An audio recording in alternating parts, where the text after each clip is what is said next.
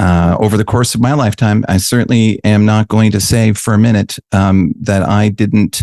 Much of the information I have today is based on all the mistakes and errors that I made, and or just because of the business and the nature of being involved in real estate to the extent that I was. I also saw others make mistakes that you learn quickly, and then you adapt, and Welcome then you to Real utilize Talk that. With Gary. If you are listening to this show, that means you are either searching or ready to make a financial change in your life. This show is not only about real estate investing, but also the importance of mindset and the roadmap to a better, healthier life.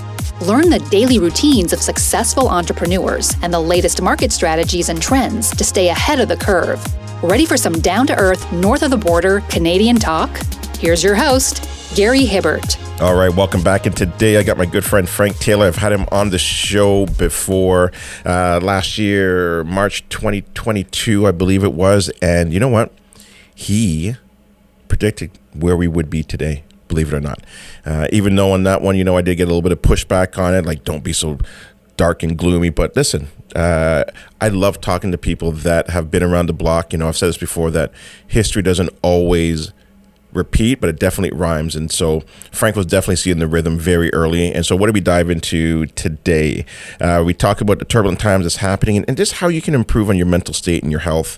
It is difficult for a lot of families out there, and also investors as well too, right?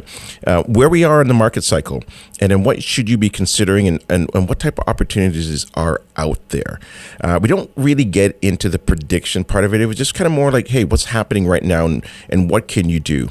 We also touch on optimizing your current investments before you sell them, right? What can you do with them?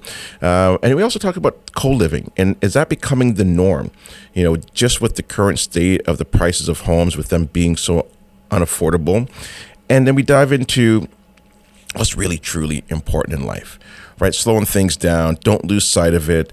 I enjoyed that part of the podcast as well, too. So I think you guys will really enjoy this one. Frank's a great friend of mine, and I always love reaching out to him, even when we're not doing a podcast. I call him from time to time, like, Frank, what do you think's happening? Where are things going? And I respect and really appreciate his insights. So I think you guys will as well too. So what's happening tonight? Tonight is our annual Smart Home Choice Christmas party. Super excited about that. Now, if you haven't been following us on Instagram, so Smart Home Choice on Instagram, we actually have a Black Friday special that's going on. So 40% off, okay? So the code that you would enter in right at the end is BF 2023. So Bravo Frank, no, is it Bravo Foxtrot? Yeah, Bravo Foxtrot, yeah. 2023, so enter that in and you'll get a good discount there. Love to have you part of the family. And then the next day, Friday, we're actually doing our neighborhood realty Christmas party. So back-to-back parties, back-to-back drinking, back-to-back celebrations. So that's going to be a lot of fun. And then right after that, we're going to be heading down to Mexico. We're going to be doing our property tour down there. We got a small group right now. I think we got about 8 people that are coming down with us. So if you are still interested, we do have some tickets left. And we are going on our winter hiatus again. And then just so you're aware, if you're new, you're just starting to follow me, what we do is we stop doing events for December, and for the most part of January. We do start back up in late Jan. But if you're looking for an investment property, or if you're looking for your own, say, dream home, I do have a team. They can help you with that. So we're still doing real estate transactions. We're just not doing any of the typical events that we normally do, but we will start back up again in late January. And then what am I working on? So I never thought I was going to go down this road, but you know what? The opportunities are there. It's presenting itself. And so we're looking now at getting into the apartment building space. So we're still kind of working on that. We're hoping to get things all kind of rocking and rolling early next year. So kind of keep an eye out for that. If that's something that interests you, reach out to me. Just send me a DM. Say, hey, look, Gary, I'm interested in being a part of what you're doing there. All right. I do want to share a review. As one of my clients, John, and he said, investing can be scary and challenging at times, but by building the right team around you, realtors, mortgage brokers, lawyers, accountants, financial advisors, you will be better equipped to handling the ups and downs you are bound to face. And that's so true. And I actually helped John pick up a couple properties using the house hack method, we'll call it. And it's such a great way to get into the market. And so if you don't know what that is, my team and I, we're going to be working on a new course for next year, specifically on that and how you can get into the market. So keep an eye out for that as well, too.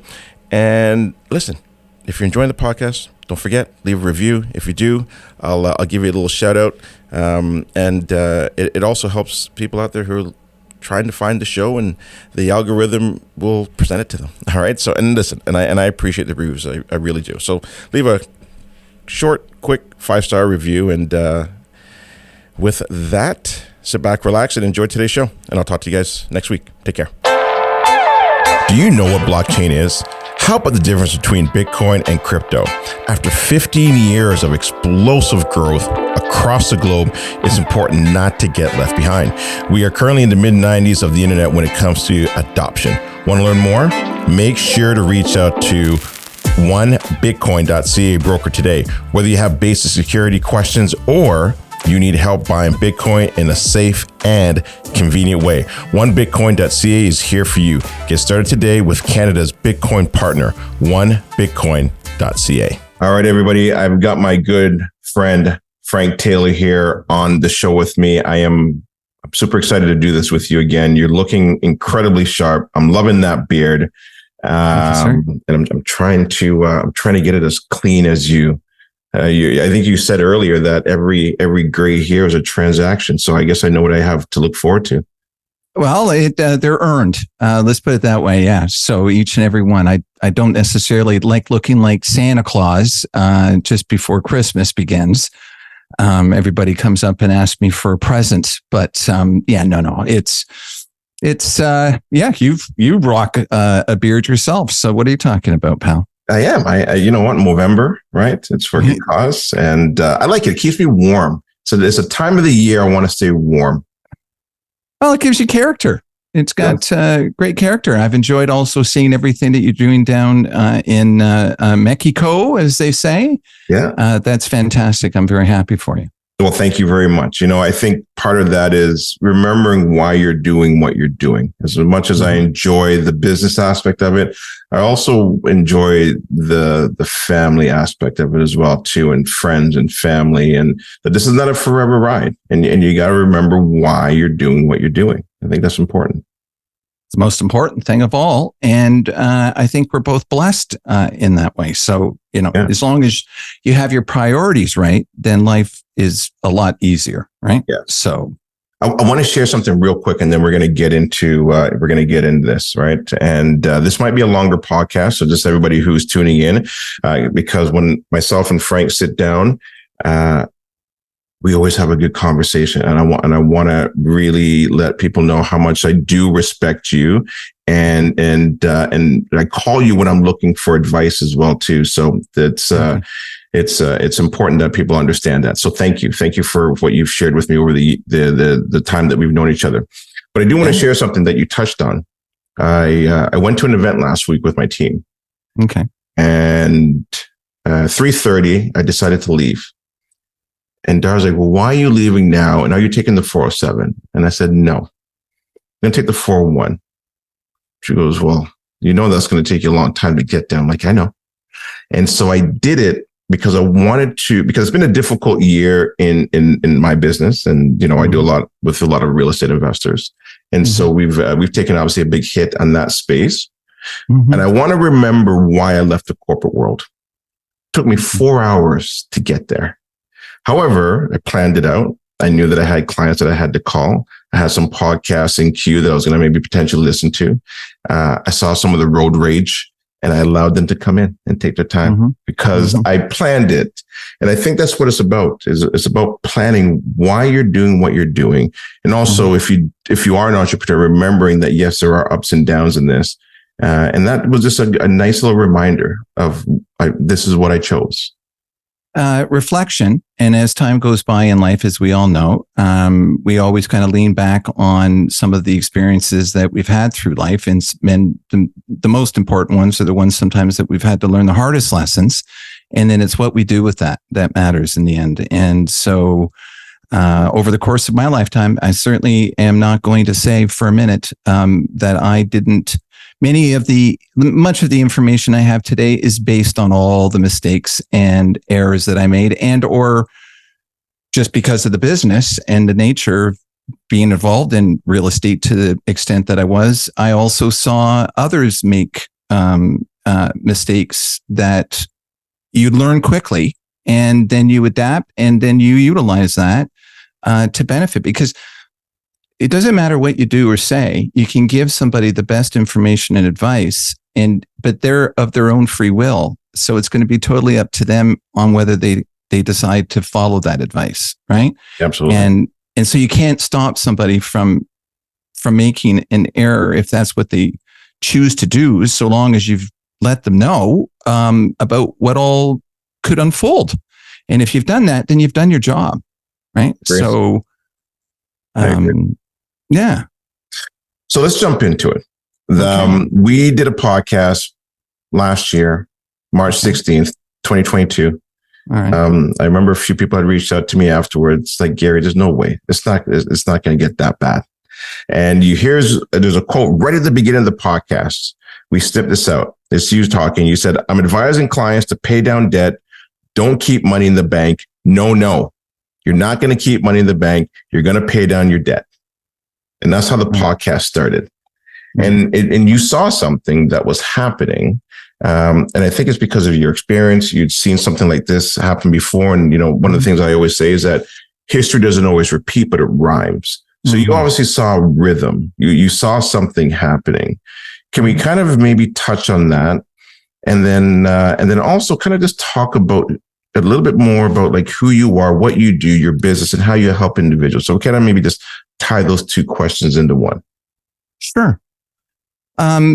So I'm certainly not one, and that's another reason why I kind of pulled out of doing the podcast, because I was getting into having to deal with more to do with forecasts. And I'm certainly by no means qualified to be an economist or a forecaster. However, over the years, you begin to understand how to read the smoke signals that are going on out there, the signs. And, one sign plus another sign, and, many different things were unfolding that provided, I think, worthy caution to provide to others to be aware of.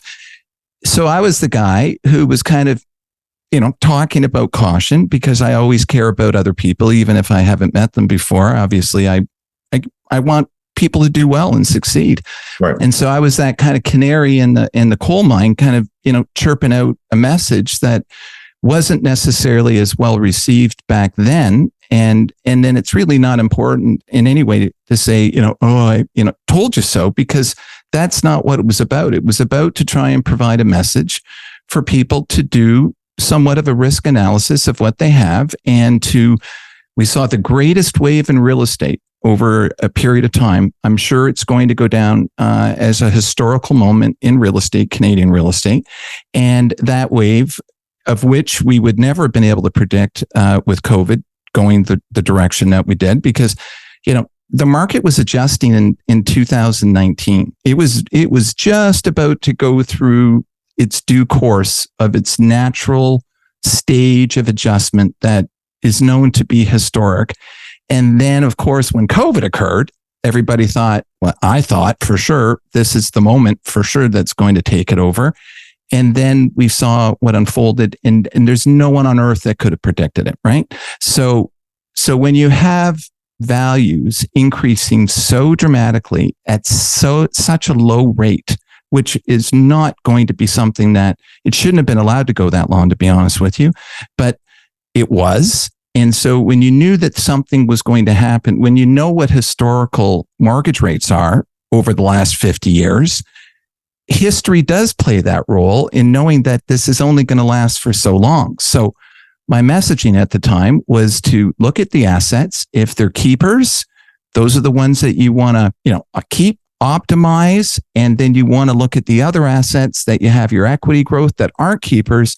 Take that money, pay down your debt, and get rid of as much debt as you can be so that you can then be in a position to take advantage of the opportunities now that I see unfolding now, that I knew would be unfolding and have only just begun to unfold, and then be able to be in a position to actually capitalize. Because the greatest wealth, the greatest generational wealth, again, we're going to history. This is not because I say that, this is historic, has always been made in times of turbulence and downward cycles, right?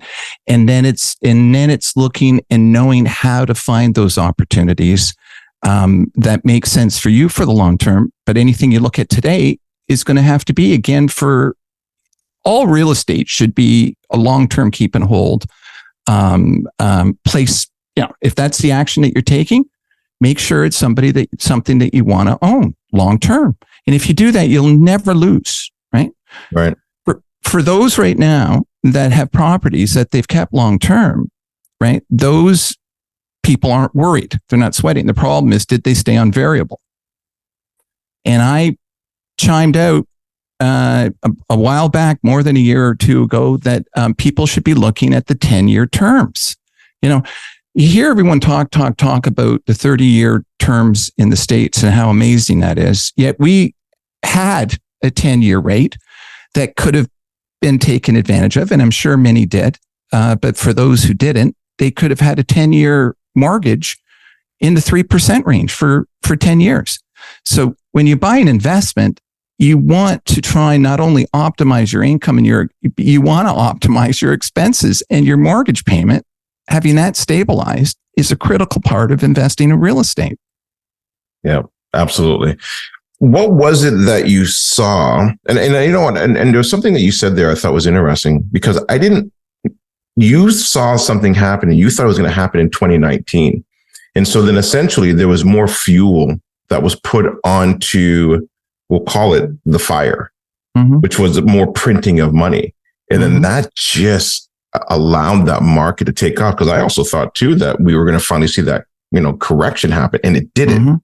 And it took off. But I didn't know or realize that it was going to happen. I think maybe the way that you had saw it or see it coming. What was it specifically? And did you see something similar to the late 80s, early 90s? Exactly. So, obviously I'm an older dude, and I started my career in investing in real estate and purchasing real estate in the 80s. And so when there's an element of, let's say, a fever, let's say, just everybody's buying it, when it gets so stupid, that it's stupid in a great way for those, but that no matter what you bought, you could never lose. Even if you made the worst decisions, you could at least get out somewhat unscathed or completely unscathed, which is a sign, right? And when you have rates that low and there's that much fervor going on there, that is the sign, as the quotes, there's myriads of quotes. When people are greedy, that's when you have caution, right? And when there's fear in the air, that's when you take advantage of opportunity. And so nobody knows the time in the day. I couldn't have, but I certainly knew that the clouds were in the sky. I would describe it, as a tsunami waiting way back. You can't see it, but it's out there. And eventually it's going to come to shore. And that was the signs that I saw. However, many, many people made a whole lot of money during that time frame. It's just, did they exit off that wave? Was their timing perfect? For some, it was. For many of my clients, they timed it right. And for those that may have listened that I've never met before, perhaps maybe they did some risk analysis and adjusted. But for many, they didn't get off the wave right on time. But it's not too late. Like, if you made, let's say you got $500,000, pick a number, it doesn't matter. Plug in your number, $500,000 in equity that you've realized over the last 5 years, right? So Bob's house down the street just sold for, blah, blah, blah. And I've got $500,000, right? That's a number. It's a number. It wasn't like you had 500 grand sitting in the chest, sitting there, right? That you could roll your fingers through. It was a number in which you've got to also be willing to accept that maybe you're not going to make as much if you have to divest. I'm not a believer of selling real estate. So if you can make it work, right? Yes. Then don't sell. I'm not an advocate of selling, but if you are in financial duress, or if you have been of the thought that rates are going to come back down, or that things were going to go back to the way they were, or even just a little bit better, again, history shows that the probability of that, and with what's going on around the world right now, there's so many layers that one has to understand that if you can adjust and make it work now, okay, in today's environment, however that's defined, you're going to do okay, right? You just got to figure it out. But if you're struggling, right, if you're trying to make ends meet, right, and you're worried, and it kills you to take a bit of a less money in order to get that capital back out, that's greed, right? And so, however you define that, and there's a lot of emotion involved in that, but you have to be able to cut your losses, I guess, your gains, and maybe take a shave on that gain in order to be able to then now be able to capitalize on what's happening now. Because what's happening now, for those who are looking, it's all beginning, and it's now starting to be realized. And so that for those who have been preparing for this, I'm happy to say I'm proud that they were smart enough to kind of make those adjustments and be ready, because now is the time. Like, I'm very optimistic now. Right. So you're saying that we are at the bottom or close to the bottom, which is always a difficult thing to time. The bottom of what? Well, the bottom of where prices are currently. No, I didn't say that. No, we're just beginning. Oh, you think we're just beginning? Yeah, we're at the beginning of the ride, man. We're on the roller coaster, and it's going chink, chink, chink, chink, chink. And it's just beginning. Now, define what that means. What does that mean? Does that mean that all of a sudden, it's not like there's going to be, well, I don't know. When you look at the media today, it's, so I get plugged in, I just plug into data of factual information. So I don't pay attention to what the media reports. I get the direct link from the Bank of Canada with their reports and what they are providing. Okay. And just recently, thank God, for the first time, I think it was long overdue, the Bank of Canada finally announced, just last week, I believe, that these rates are here to stay, that what we saw before is gone, and people have to accept that this is here to stay. And so many probably thought, oh my God, that's the worst message they wanted to hear. However, actually, it was the best message for those who have been waiting and struggling and doing everything that they can to survive. Now it's clear, the Bank of Canada has made it clear that things aren't going back to how they were. And so they need to make decisions. And so by giving that message, allowed individuals to make, or it puts them in a position now to make decisions. And if they don't listen to that message, shame on them, because the rest is noise, right? Always deal with fact, right? So we talk about history, but history is, especially when it's to do with real estate, is based on data, and it's based on factual information, right? It's not a theory, right? So, and you're right when you say that history is never going to repeat itself again, but many times history is got so many similarities, and the similarities are exactly what's happening now.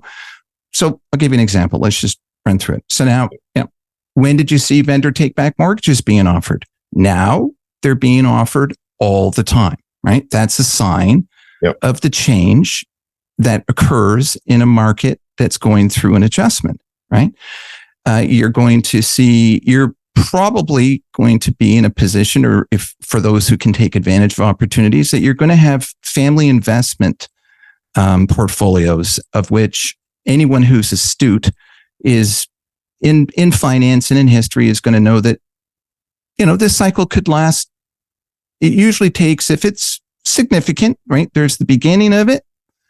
And then there's, it's basically a cycle that kind of goes down, and then it basically comes and it levels out. And then there's a few blips there. And then eventually it starts to go back up. But that's usually historically around 10 years from beginning to end, right?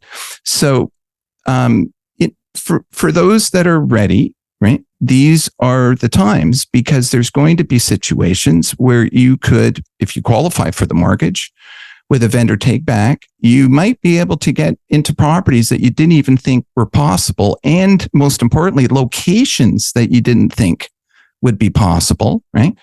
I mean, I have my clients and I have my participants in my master sessions program. They're looking in the GTA. They're looking in areas that were not possible before, and opportunities are being revealed. It's just, you need to know where to look and how to look for them, but you also need to be able to capitalize on it, right? So my group, my clients are able to capitalize on that. So for us, it's good news. And for those who have to make decisions, it's just, now's the time. Make decisions that are going to be for the best interest of you and your family and for your long-term financial health. So let me just jump in there for a quick minute there, Frank. So in regards to the rates staying where they are for now, for some time, and we're not going back to the old norm, okay, which is what the Bank of Canada came out and said, right? That's one.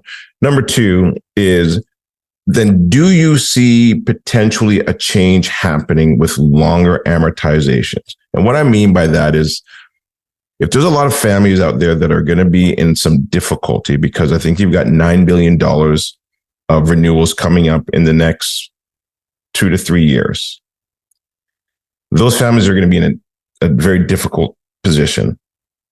The banks don't want those homes. I think that's pretty clear. Do they change something, or do they lower the rates? Do you understand where I'm going with this? Like, something has to give. You can't have just complete blood in the streets. Okay. Well, we're talking about two different discussions. I focus on investment models, right? Yep. And then, of course, the largest segment of the market is residential, right? People who bought residential properties for themselves, right? But I think that the majority of people listening here have bought properties for investment purposes. It's safe to assume, right? So if you're counting on rates going down marginally, okay, which will eventually happen marginally, the 50-year historic rate for a 5-year term for 50 years has been between 7 and 9%. Okay. So I don't like saying the 9% because I don't want to instill fear. I actually want to instill the opposite of fear, because what I see unfolding, and I feel for those that are struggling, but they've got to make decisions, right? They have to make decisions, right? And we're getting down to that horrible word, greed, right? Right? They don't want to lose. They're struggling. They're moving out of their condo. They're moving into their mom and dad's. They're trying to get like a rent that is going to at least cover all the expenses. But, we're starting to see that maybe rents have we're seeing a bit of a stall in rents for the first time in many years. That's because the rates have increased so much, right? There's a point in where it's not feasible, right? And then the other question is that you got to make sure that, is the tenant that you've got paying that crazy awesome rent? Are they going to be able to continue paying that rent ongoing? It's great to get phenomenal rent rates, but there also has to be an element of whether it's sustainable. That's the key, right? Because you don't want high turnover, and there's so many different models now. But when you talk about the amortization, what we're talking about is right now the Bank Act, right, is such that the banks are basically, they're they're breaking the governance of the act, but because they're basically allowing people to prevent power of sales, to prevent that flood of listings and so on and so forth, and market decline. They're allowing people to pay interest only, and or for those who are just on the cusp and can't even pay the full interest, they're adding that on. And that's where you're hearing the story of all these amortization periods getting pushed and prolonged. 70, in 90 years.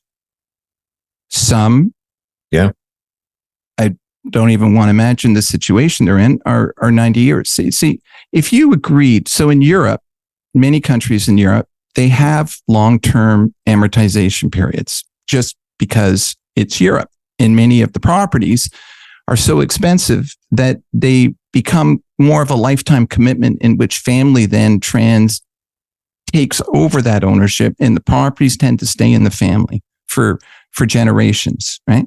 So if you agreed in your original agreement to an amortization of that period, then that's okay.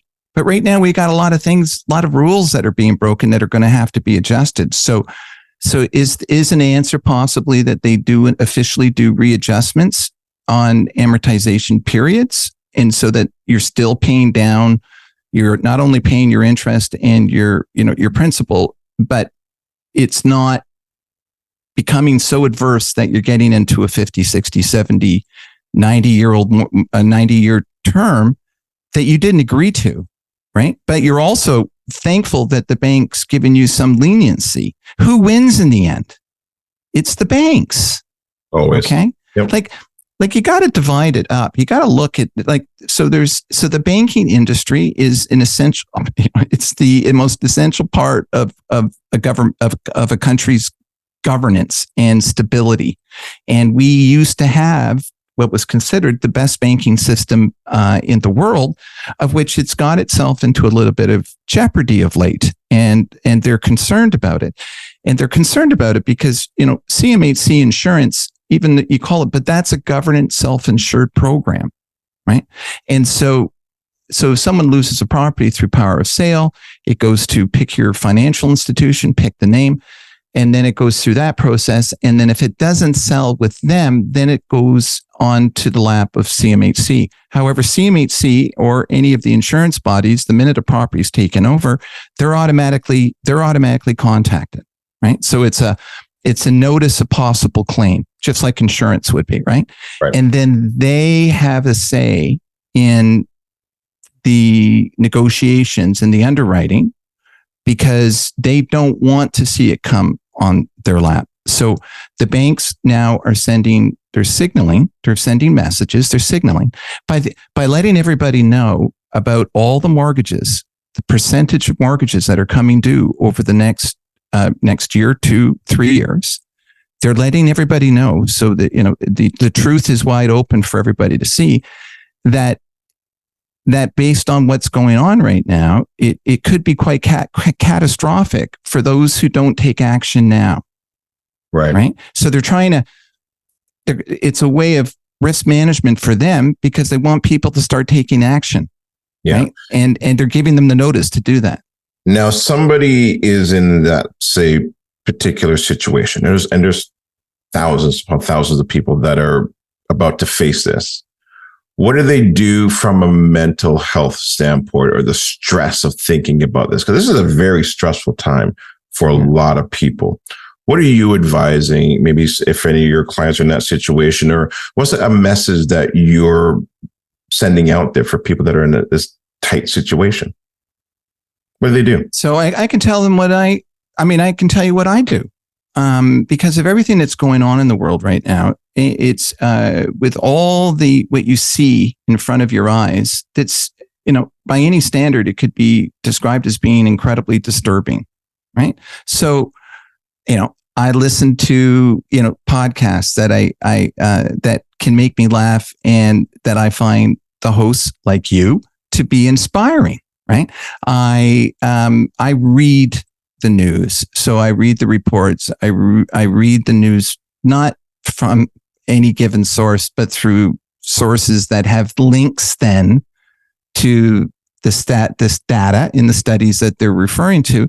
And I find that so much easier rather than the bombardment of all this negativity. And I listen, I have clients that, that are senior executives at major companies, and they're having to go through, they've gone through never having to let people go, and they're letting people go. And that's incredibly stressful, right? Imagine having colleagues that you work with for, 10, 15, 20 years, and then you've got to let them go. That must be horrible. And it must be horrible also for those that are working for companies and seeing this. And so they're worried, right? So you have to get out. You've got to be able to obviously do all the things that are conscious. You have to disconnect. We're so attached to the phones. We're so attached to everything's clickbait, fear, media, right? And it's another reason it's not the messaging that I convey or want to be a part of, because again, listen, there's always a path out of a situation if you're willing to look that path right in the eye and deal with it. And then, you need to talk to family, conversing, sharing, emoting. But you also need to get, I'm not going to say any, I admire many of the social media influencers how much they've pivoted. Okay. But many were advocating leverage. And then now they're all coaches and expert mentors, right? So I don't have a problem with that, because there's a place for everything, but there's layers, there's levels of experience and depth, right? So in my program with my clients, they know that I don't guess, right? Like my business is about dealing with whatever the situation is, whether it's a proactive decision to, maybe pursue an asset, or whether it's something that they need to get out of. I'm going to give them the direction that they need to make sure that as long as they follow, basically the outline that I've told them to do, as long as they do that, the odds and probability of them getting out is going to be so much higher than if they listen to all the noise, or perhaps get guidance or information for free, or if they're, listening to others that may not have experience and might be to a certain extent are guessing. And I also know for a fact that some of these people that are doing very well, or at least it looks like they're doing very well, they're in trouble, right? And so I think messaging, I take being like what I've always admired about you, truthfully, is that you've always been one to get every aspect of a position or circumstance and try and get so many different opinions so that you are letting your listeners and the people who follow you take that information to make the decisions that they need to make for themselves, right? And I admire that. And that's what I believe in, right? Like, I'm not here to make anybody. I said to you before I did the appearance, I want to be very proactive and positive. And we're in turbulence right now, but I've always been kind of the rock in the sea in the turbulent war that when people need advice in a calm voice and some direction, that's what I've always provided. But the information, as my dad would say, you can lead a horse to water, but you can't make it drink, right? So I've been very lucky. Most of my clients follow perhaps the advice and direction based on the information that I have, being a full picture, right? And then I provide them with the options that they can pursue. So there's always a way to make it work. There is a way out. Being worried, being paralyzed, right, with fear or worry, that if anyone is suffering from that, that's a sign that you need to take action, right? And however one defines, but you need to talk to somebody. Right? Yeah. You need to go ahead. I was going to say, I agree with that. And I think that's great advice. I think also too, you're right. These phones are very powerful tools, but they could also be very overwhelming as well too. Listen, I see everything that's happening on social media. I see the things that are happening in Israel and Palestine. I see these things, and you have to, we're not built to take in all that data. It's too much. And you have to find a way at times to unplug. And if you're not unplugging, find positive messaging, Find people that you admire and look up to and get good information from. I get up in the morning and I go do yoga. I go for a walk. I'll listen to somebody that I'm enjoying at the time, whether it be a good podcast or sometimes go back to old school, Jim Rohn or, Brian Tracy, because the mind is a powerful thing as well, too. And you've got to use all the resources that you possibly can and use it to help move you in a positive direction. And also, when fear holds you, you got to be able to break out of that and take action, which is what you said, as opposed to just sitting in it. And I think that's powerful messaging in there, Frank. So I appreciate it. Or beating yourself up. You know how many people, are like, I shoulda, woulda, shoulda, coulda. And then so it's like they're beating themselves up for not doing whatever they needed to do that they need to do now, but they're kind of like being hard on themselves or feeling like they didn't win when they've done nothing but win over these last years. I mean, like, you have to be able to kind of be kind to yourself. You've got to, if you can't cut yourself some slack and not be your worst critic, then that's a start point, right? Yep. You have to believe in what your abilities are and surround yourself with as much positive messaging and love of others and friends, and have that, have that safe place, right? Like in my master sessions, the mentorship program, everybody signs an NDA and it's a very thorough one. And the reason is because everyone can actually be safe in this space and they can actually talk about what's going on and be honest about it. And then the others are learning from each other, and they're obviously building a community among themselves, but it's a safe place so that you can actually be truthful, because I can't advise anybody if I don't know all the facts. You leave one fact out, right? You leave out, I can give you one example, right? So one example is, let's just say that there's a property that's sold for X number of dollars in this location, and it backs on to, let's say, something that wouldn't be described as being excellent. And then another unit on the other side of the same location backs on to, let's say, a park, same complex, but two different backgrounds, right? Yep. That's an important piece of information, right? Like that, you have to be, so it's, my advice is only as good as I can get it. However, just being honest with yourself is the key. Like, if you can't be honest with yourself, that's the key. You got to be honest and just be proactive.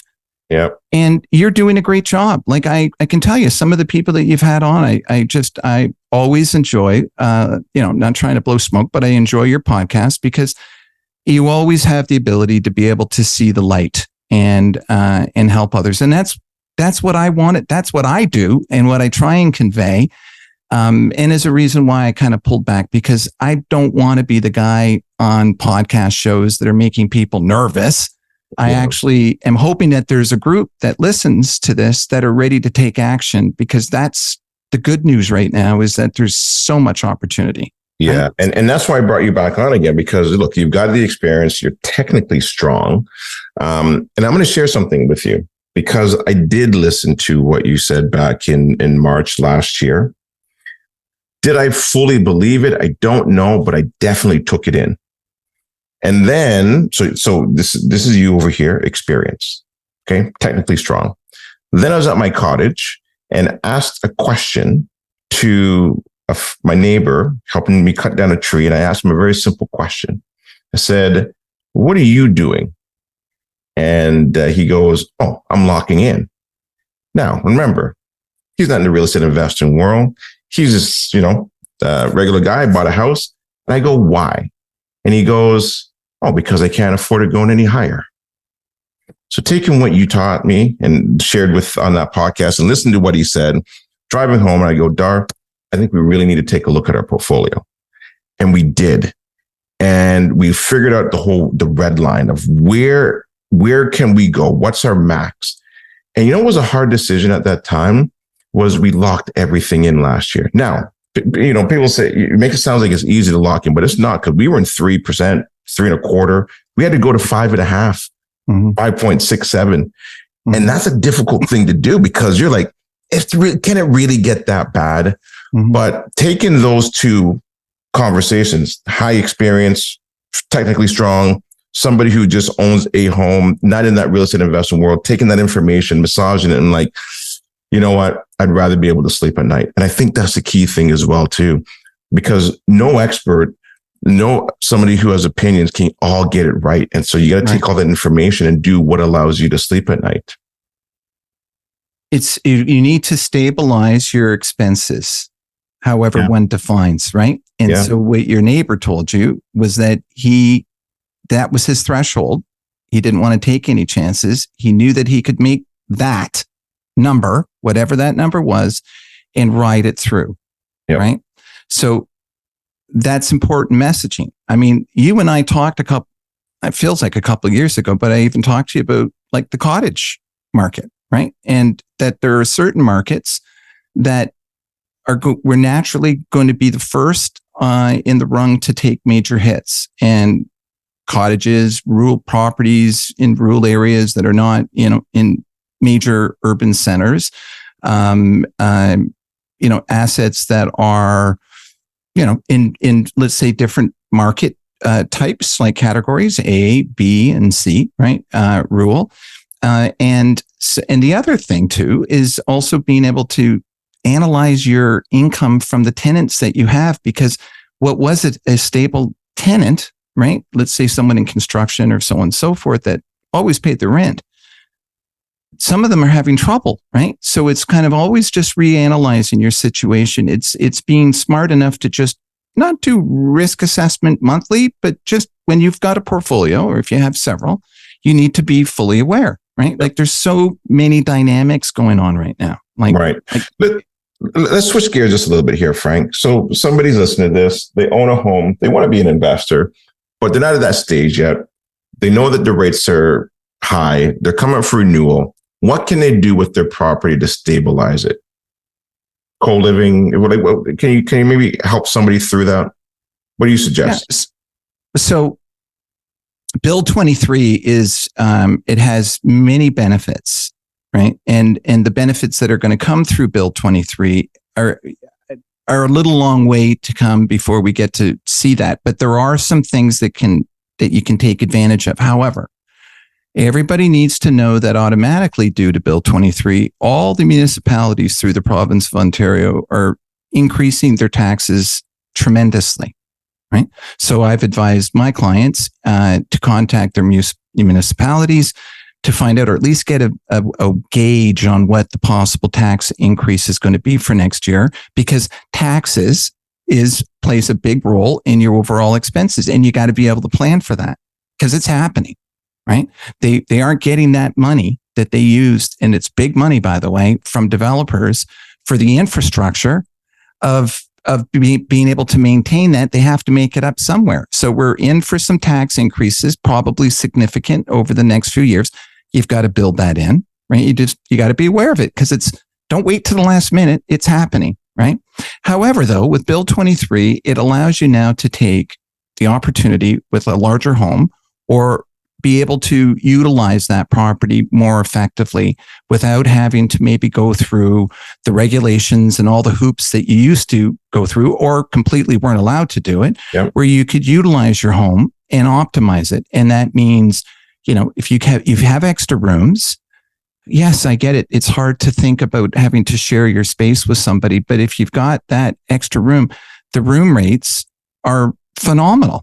Right? For places that are nice and they're decorated nicely. And if you have a nice home environment, it's co-living. It's a business model. It's a way to be able to take action and do something. Like throughout our lives, how many people do we know that live in big, big homes and they've got all that square feet? Look at all the houses that surround us. And there's just two people living in the house because their kids have grown up, or there's one person living in the house. This is the opportunity in order for them to be able to take advantage of it. And if you need to take advantage of that, do it, right? Because that is, I think, is an area of room rentals, like not a rooming house, but like co-living. I think is got great growth potential, phenomenal growth potential. For people, like we've seen the Airbnb model right now, it went off, like it just took off, but now it's being very competitive because as prices have adjusted, people are maybe moving in with their mom and dad. Now they're using it as an Airbnb. So the listings have gone through the roof. And again, it's supply and demand. And so we're seeing some adjustments in, those room rates. You've got to build in for that. There's every model, and there's so many of them. You just need to just be honest with yourself. That's the key. You got to be honest with yourself. Don't be telling yourself numbers, that just aren't real, right? Better to work with lower numbers and overachieve, right? Than to do higher numbers and then underachieve. You're setting yourself up for failure, but that's a definite do. And I think that's a good point there. If you're not aware, if you listen to this and you're not aware of Build 23, definitely look into it. There's going to be some great opportunities there. And, one of the things that I was thinking of the other day is you've got the baby boomers, and a lot of them, like you're saying, are living in these larger homes that are 2,500, 3,000, 3,500 square foot homes. They're by themselves. There's a wave of them that are going to be downsizing soon. Mm-hmm. What happens when that wave comes? Because my kids can't afford those homes, but there's an opportunity there now too with Build 23, where now you can turn those into potentially 3 units, 4 units. That's what's going to end up happening with some of these homes, because who'd afford in those homes? Yes, I get it. Some people will be able to afford them, but not everyone. What are your thoughts on that? So, have you thought that through? Oh, yeah, of course I have. It's part of my business. Yeah. So you need to have, first of all, you have to look at homes that have the floor plate that works, right? And if you just think, I'm going to buy this property and make it into 4 units. No. There's definite code requirements with regards to that. And you want to have, if you're a realtor, so you see what's out there. You've seen many of these renovations that people have done, and many of them, and I'm not perhaps, trying to point, the dudes out, but when these guys have renovated properties, they haven't renovated them with a woman in mind. They do bathrooms with a pedestal sink. They don't have a vanity for this, that, and the other. They, like many of them haven't been done effectively. Right. So when you're redoing a place, you need to do it so that it's optimized, so that it's efficient, and that it works. So you can't look at a property and say, I'm going to put 4 units in when it really only works for 2. But that opportunity is now upon us. And if you're going to do it right and take advantage of an opportunity. If you're going to renovate a property, these are the times you want to build in smart building technologies. You want to be able to make it. And with all of the grants that are going on right now for energy efficiency, there's some phenomenal programs that people can take advantage of, but you've got to look into it. But that's there. Another great thing that it's not going to happen today, but I pray to God, we're going to start seeing it unfold in the next 2 or 3 years. We're going to see subdivisions. So this is what I think will be a great pre-construction buy in the next 3 years when they start to surface. Will be the neighborhoods that are built with duplexes, triplexes, and fourplexes purpose built. And that's what Build 23 allows the developers to do. And so the government can say they're doing something about the housing shortage. But what people don't realize is that the developers aren't going to change the subdivisions that they've got underway right now, because everything's been engineered and designed for what they already spent like $1 gazillion on already. They're not going to change that. Right. But they will do that for the next developments that are upcoming. So those are a few years down the road. So the good news is that we are going to see purpose-built triplexes and fourplexes. And I think that is going to be a worthy investment to be able to jump into, because then it gives someone like your daughter, my children, anybody that, anyone who's starting their life, the opportunity to have a place for themselves and then have that extra income and be able to capitalize upon it. That's good news. There's some negatives coming at the very beginning due to the taxes, but opportunity is there, and the cities. And so here's the other thing too, is that even though Bill 23 is in place, the municipalities have to change their regulations within their framework. And certain cities are working quickly to be able to adapt with that. Some of them are actually building special teams to look at fast tracking properties within their building code, because we have an archaic system. And so it doesn't necessarily mean that you can do it, but you can certainly have a higher probability of making it work. It's got to be fire compliant. It's got to be hydro compliant, right? It has to have 2 exits. It has to have all the things that are required, right? But that's kind of been my game, throughout my entire career, was taking properties that were existing and then expanding on those and optimizing them. Right. Optimizing it, higher and better use, so that you're not just pigeonholed into a property that you can't expand on, or it can't do different things. Yeah, but make sure you do your due diligence to make sure that this is something that you can do, even with the garage suites that are coming available. People think, I'm going to put a garage suite in. You understand that you've got to now put in the services for that, right? And the minute that you add, let's say, to a detached building, let's say a garage in the back, then believe it or not, you get a feed for like a percentage of park development, all these silly things. And I hope that these are the areas that that cities come in line if they really want to make a difference. They should get the same privilege a developer gets.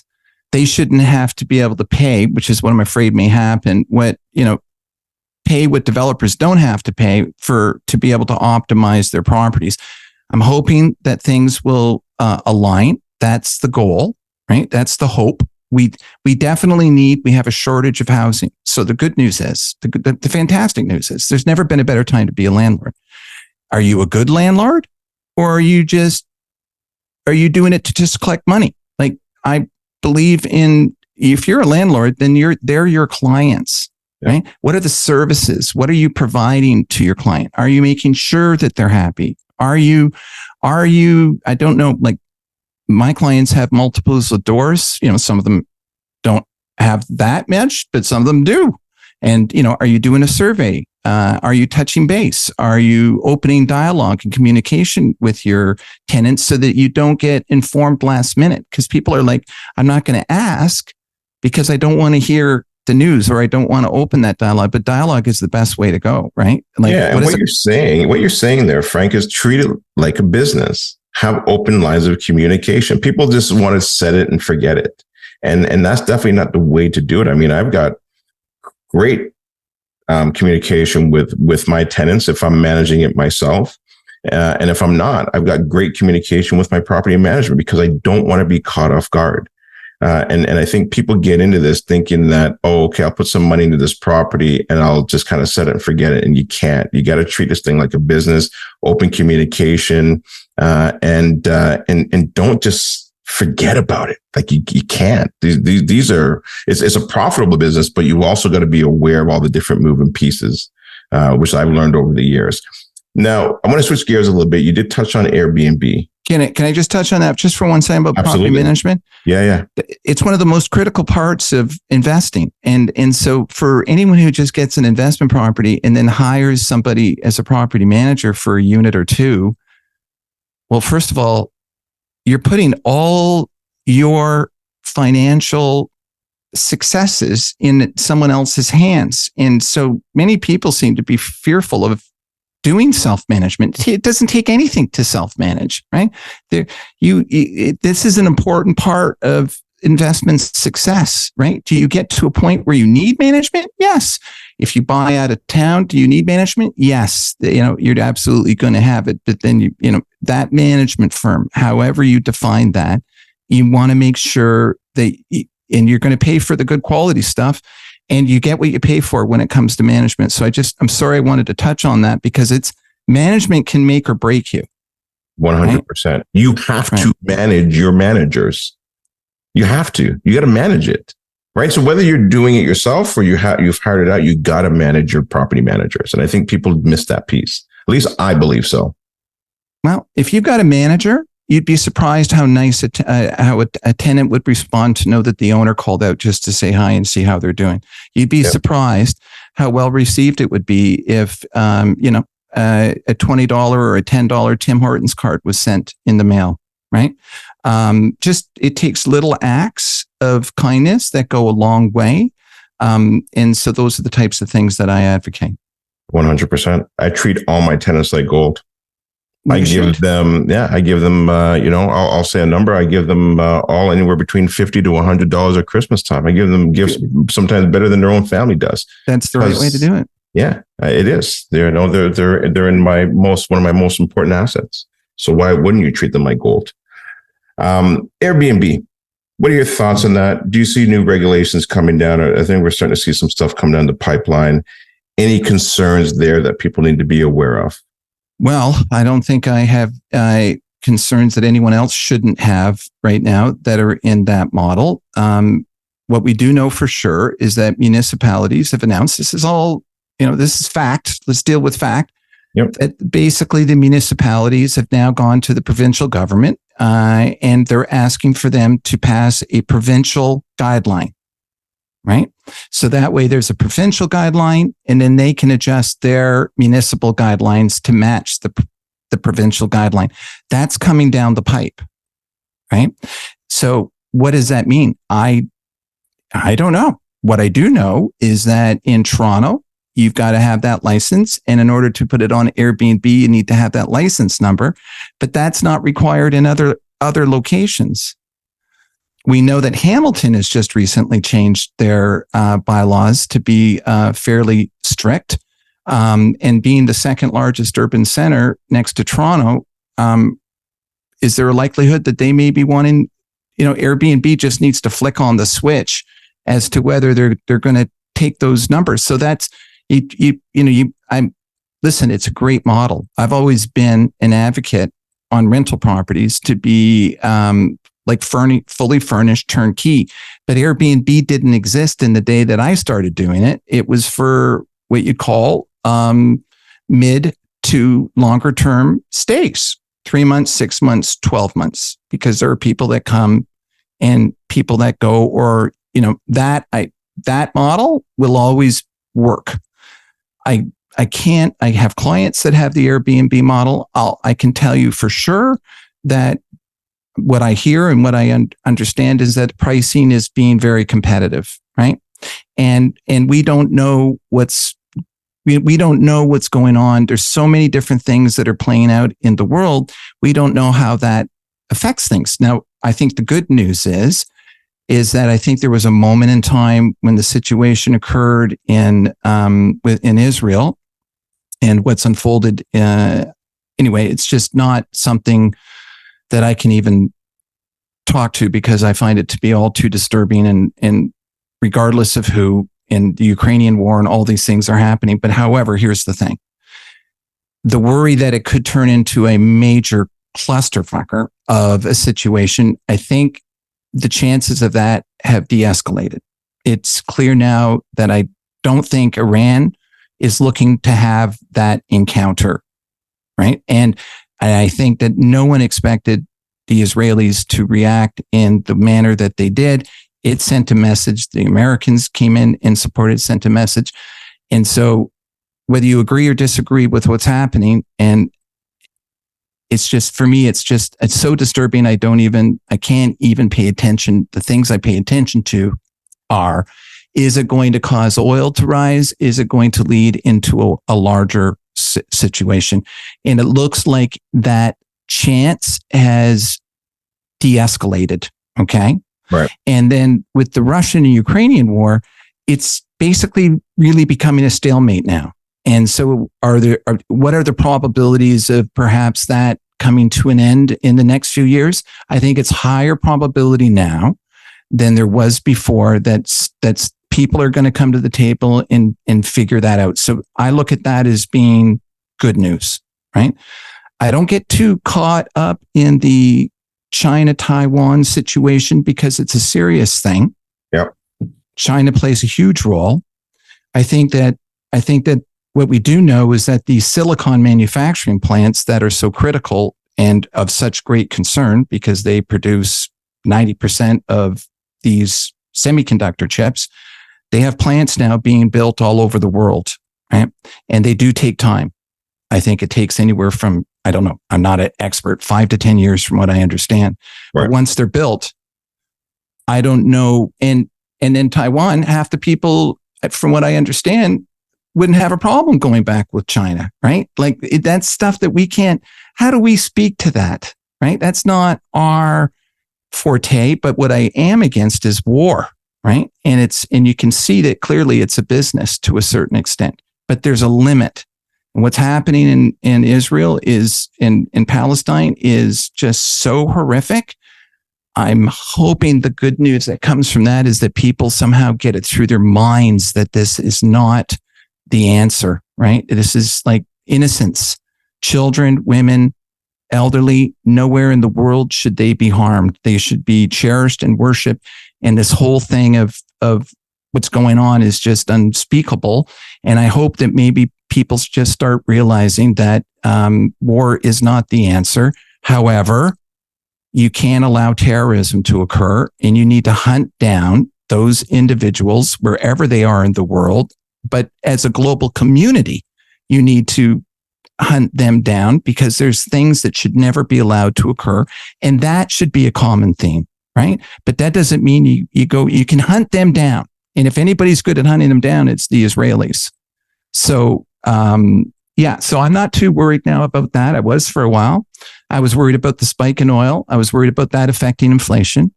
I think that the United States is it's sitting. Let's just say they're giving signals that basically are leading towards the fact that it's, even though they've got this insane economy, there's other factors of concern that are leading them to great caution, right? Yep. And so if we do go into a recession, or if it is declared that there's a global recession and it's coming around to the Airbnb, that just means that there's going to be a lot less travel.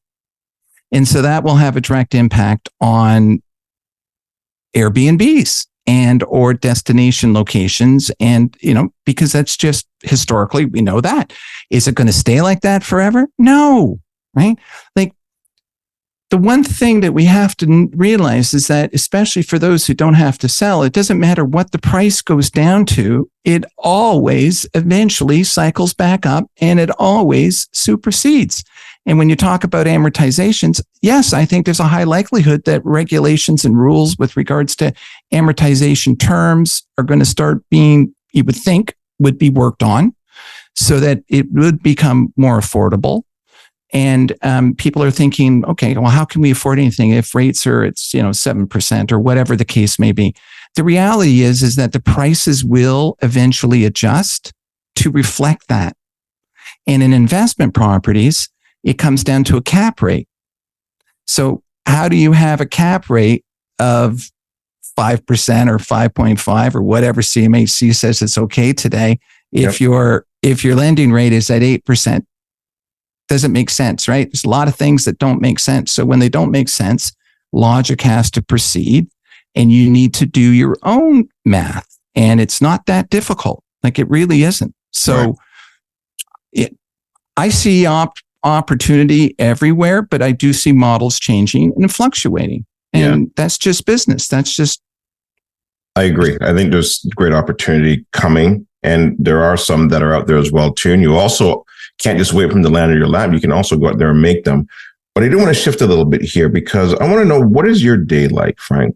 I know work-life balance is important to you. I follow you on social media. You've got a beautiful family.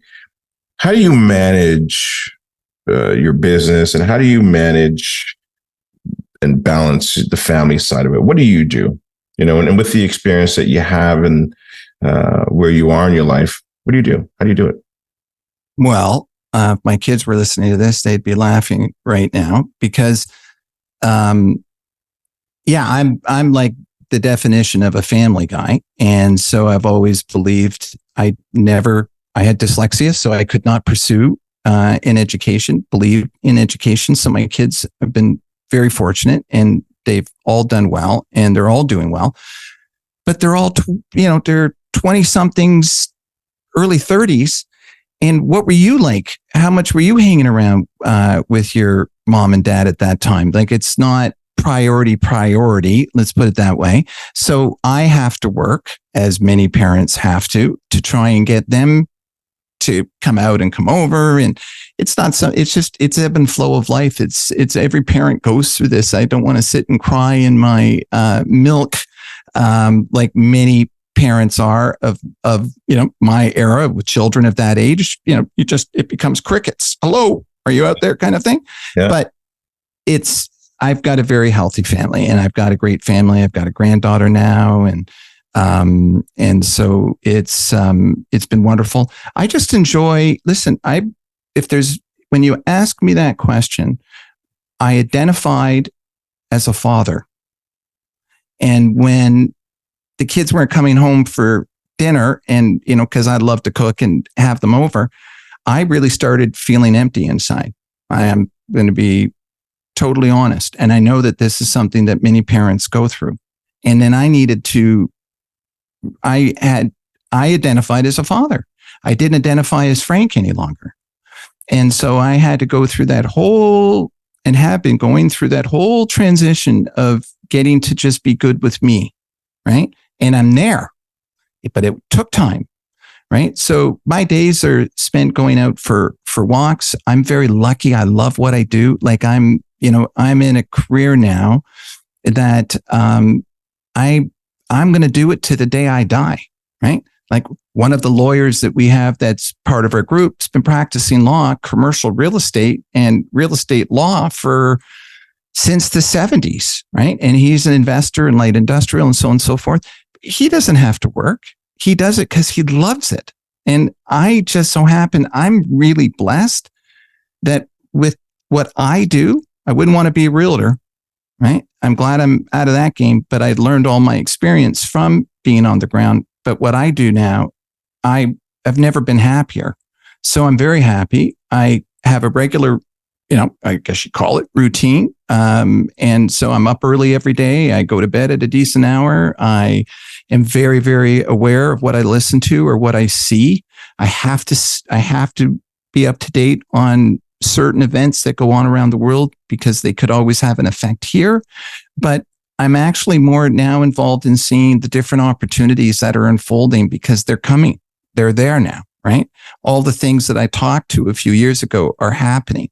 And so your properties that you wouldn't think that or were not possible to see, to actually see come available on the market are materializing, right? And so I'm so optimistic about what's going on. I'm so proactive. My clients are phenomenal. Like they're the ones that are going to be the next, rock stars in the industry. But I'm also making sure that they understand I don't have to tell them because they're all phenomenal, but integrity in the way that you basically live your life and what the message is that you convey. Be very aware that there are people who follow you, these social media individuals, and they do listen to what you have to say. And then, so that takes that with that great honor, it comes responsibility, right? You can tell. And so, go ahead. No, go ahead. I was going to say, you can tell that you're passionate about what you do. And I want to get in some coaching and mentoring and maybe what the difference is. But before I do, though, what do you think has attributed to who you are, your success, the one skill that you've learned over the years that you're like, I'm so glad I learned this and this really helped me get to where I am today? If you can narrow it down to one skill set or one attribute. No education. Everything I did on my own. Blue collar family, blue collar. My father was a firefighter. My mother was, wasn't like wealthy family involved in real estate. Everything I did, I had to do myself. I like learning because of dyslexia. I have to do something myself in order to learn it. And so I enjoy that process. So I'm very good at being able to deal with adversity. How's that? If I had a defining, I'm always able to somehow plant the flag at the top of the mountain. And I've also learned over time on how to not allow circumstances or situations to overwhelm me. And I also believe in intention, by the way. I also believe that if you visualize what you want in your life, if you really are what you think. And so if you have this persona that's positive on the outside, but you're beating yourself up on the inside, that is the messaging that you have to change. And you've got to visualize the life that you want. And that's real. That really does work. And it's not going to happen in a day or two. But if you have specific intentions and you do that every day and you visualize, 2-3 months down the road, all of a sudden it's just things just start getting revealed to you. And that's been a gift. If anything, I see the world in a different way. I also understand that we're all interconnected. We all bleed red. All this stuff that goes on, man. I'm lucky. My kids don't see color. I don't see color. We don't see disability. We all bleed red. Right. Yeah. And so I've been very lucky that way. And I'm not like per se involved in any religion per se, but I know there's more to this world than what's here. And I know that because of experiences that I've had in my life. So I am very optimistic that this is what we need to do, is make this our, whatever we call our space in this time, in this era, as positive as we can possibly make it. And if we do that for ourselves, if you love yourself, if you really love yourself, it's the stupidest thing, because I would have always thought I loved myself. But if you really learn how to love yourself, you'll know it when you come to peace with yourself and you're not beating yourself up, and you can be kind to yourself and forgive yourself, right? So, because everybody makes boo-boos, but you're like, fuck, yeah, I kind of went down that road, but that's okay. I'm making that transitional change. So I don't know if that answers the question. It does. It does. And that's a hard thing to do, what you just said there, Frank, I think we all love ourselves, but do you truly love yourself? And we're always the hardest on ourselves. We beat ourselves up the most. And I think the more mistakes that you make, the more trip ups that you do, I think it allows you to realize that it's a journey, and you're learning as you go. And I find, at least for myself, the more that I've done that, the more I realize that they're gifts in that. And I start to actually realize that I'm not perfect. And I think we're always sometimes looking for perfection, but we're not. I only speak to myself. I know that I got caught up in noise and always thought, I was always with somebody or had relationships and all this kind of stuff. That meant I was a great guy. I had wonderful kids and all those types of things. And, but it's a different thing to be just with yourself and kind of be good with that. That's not easy. So, when I was younger, I'd hear about people, my father would, pack up his bags and travel and go anywhere on his own. And I was like, oh God, I don't think I'd want to travel on my own. Right. Yeah.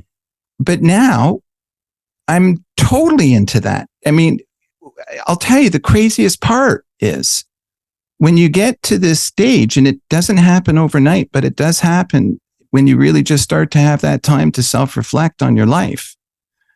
First of all, the people that you love the most and your dearest friends become obviously the most, but you even don't even need them to make you happy. That's the key.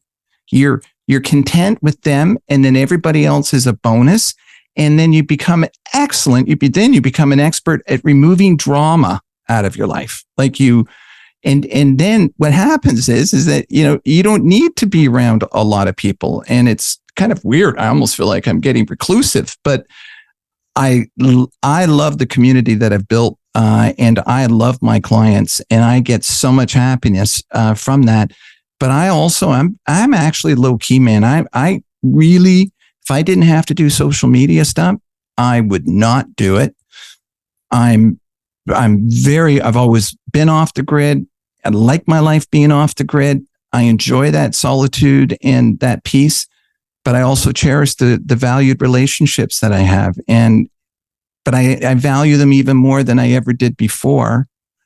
I don't know. I don't know if I've answered the question, but it's a journey. All I can tell you, it's a journey, and it starts with your intentions on what you want in your life. It is a journey. I was talking to somebody the other day, and they were talking about Sylvester Stallone and the age that he's at right now. And he was mentioning the way that it's happening is that when he looks back at his past, it feels like as if it's just kind of crumbling away. And so he feels like he has to keep working and keep growing and keep doing things because it's like this blur of the life that he's had. And he keeps wanting to keep doing more things and enjoying the journey of it. And I think that's what it is. It is the journey. It's the journey of trying new things, seeing where this is going, and having fun with it. And I think that's the more like the conversation that I enjoy. Like I enjoy this conversation I'm having with you, Frank. I find when I'm having conversations with people that are older than me, they have so much more wisdom, and I do my best to pay attention to really soak it in because they've seen things that I have not seen yet. Listen, you're dynamic. You always have been. You just like, you're a good spirit. And I've always been able to identify that. You can tell, good aura against not so much. But in business, and you've got so many balls that you've got in the air, right? You're bouncing so many balls that you've got to have that decouple time. Just everybody needs it to be able to kind of be at one. So the crazy part is that somehow my kids have already got this under control. Like my youngest son, he's like total Buddha man. And, my eldest son has got, life is just, he's killing it, but he's very good on his own. And so is my daughter, very independent. So their father was a shit show because, I don't know how they turned out the way they did. But they're way ahead of the ball. And it was really my daughter that said, Dad, you know what? We just want you to get the hell out of here. You've lived your life for us. Get out of here. Go just be anywhere in the world. We'll come and meet you. But you've got to stop living your life for us. You need to start living your life for you and doing the things that you love. And that came from my daughter, for God's sake, right? You got to be open to messages that are going to come from places that you don't even expect. But those messages will come and they'll repeat themselves and it could say the same thing, right? So you got to be perceptually aware. So I found happiness in that. And I enjoy helping people deal with adversity because I'm good at it. And I can give them that confidence so that they can pursue their dreams and know that I'm there. If that makes sense. Like I'm good at that. It's always, I'm good at that. I know I am because I care about people. I care about what happens to them. Like even people I don't hear about, or when you read these stories, I feel their pain. And I never, and that's why I said to you before we did our podcast, and I've been conveying this to you many times, that I don't want to be the guy that delivers, shock and awe, negative messaging. I actually want to be the guy that delivers the truth is everything's going to be okay, right? You've got to just make sure that whoever you get advice from, and it's not about me, but you make sure you get somebody that you can trust that's been down that road and then some, right? That knows the corners. I wish I had a mentor when I was younger. Oh my God. If I had a mentor when I was in my 20s, my life would be different today. That's all I can tell you. Yeah. Right. Frank, listen, I've really enjoyed this conversation. I think we covered a lot of grounds here. We covered some good technical grounds and opportunities out there and what to do, and also just in the how to live life in the spiritual realm as well too, and whatever faith it is that you have. But enjoying this ride. Any last piece of advice that you'd like to share, or message that you want people to really get from Frank Taylor? Yeah, I want to talk about you for a moment. I want to tell you that you're blessed. You have, not only do you have a beautiful family, which is the most important thing, but you have the ability to convey a message to people, and you're willing to look in doors that may not have the best news answer, but you're willing to open those doors, and you're showing people how to do that. And you've got a platform that you've been phenomenal at, and you've been an inspiration, and that's a gift. Like, that's a gift, right? And so be aware of what the world is giving you, right? To have that, but it's okay to also, you're not perfect. Nobody's perfect, right? And you're the seeker. I would describe you as someone who seeks knowledge. And I kind of feel like I'm the same way too. And I admire that.